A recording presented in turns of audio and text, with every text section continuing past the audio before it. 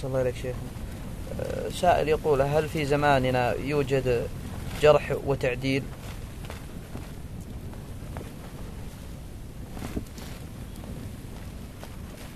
هل هو خاص بزمن معين، وهل يصلح لهذا الزمان؟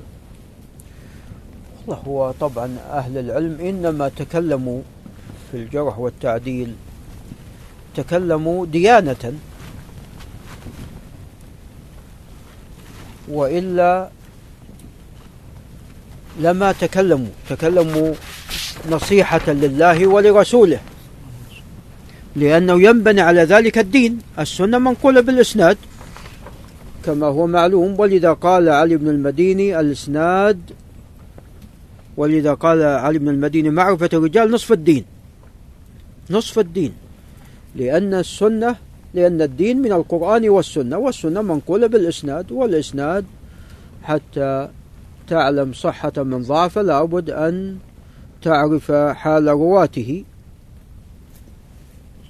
ولذا أصبح علم الرجال نصف الدين. فأهل العلم إنما تكلموا ديانة وذبا عن السنة، ولذا قيل أنما طبعا كان شعبة يقول: تعالوا نغتاب في الله.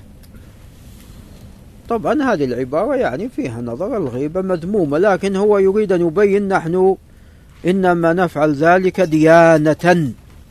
ولذا مرة من المرات قال حماد بن زيد وغيره لشعبة: لا تتكلم في أبان بن أبي عياش.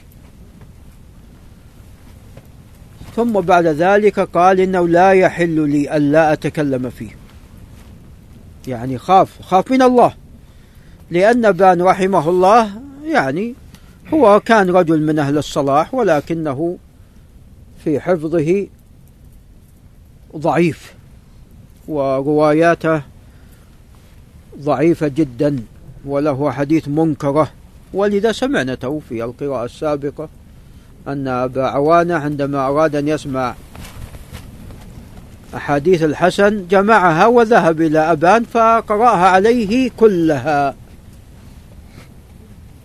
وهو لم يسمعها كلها، هو سمع شيء منها.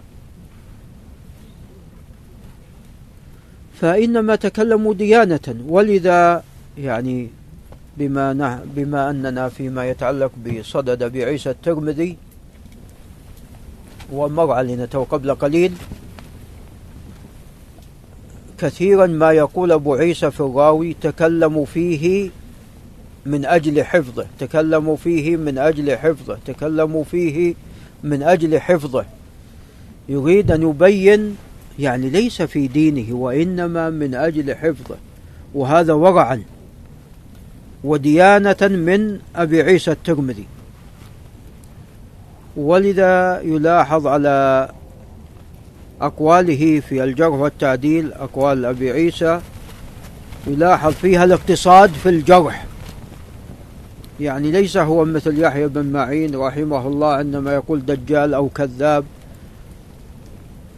أو قال لو كان لي فرس رمح لغزوت فلان، أو قال ينبغي أن يبدأ بفلان فتقطع رأسه ونحو ذلك. وهذا قد أيضا جاء عن شيخ البخاري رحمه الله،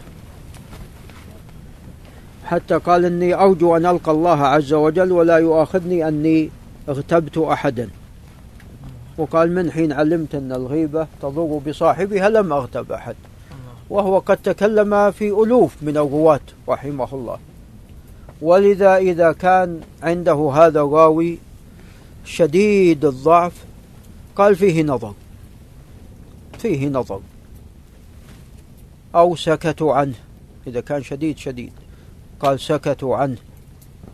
فيلاحظ عبارات مهذبة يستعمل.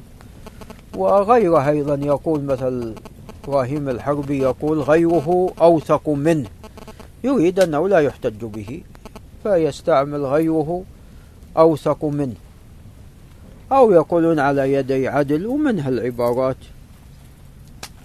فإنما تكلموا ديانة، لأن الدين مبني على ذلك. وأما إذا كان ما هناك ما يدعو إلى ذلك فينبغي ويتأكد في حق الإنسان أن يحفظ لسانه، نعم أهل البدع والضلال يحذر منهم نصيحة أيضا وديانة من هذا الباب. أهل البدع والضلال المعروفين بالضلال والبدع والانحراف، مثل الملاحدة في هذا الوقت،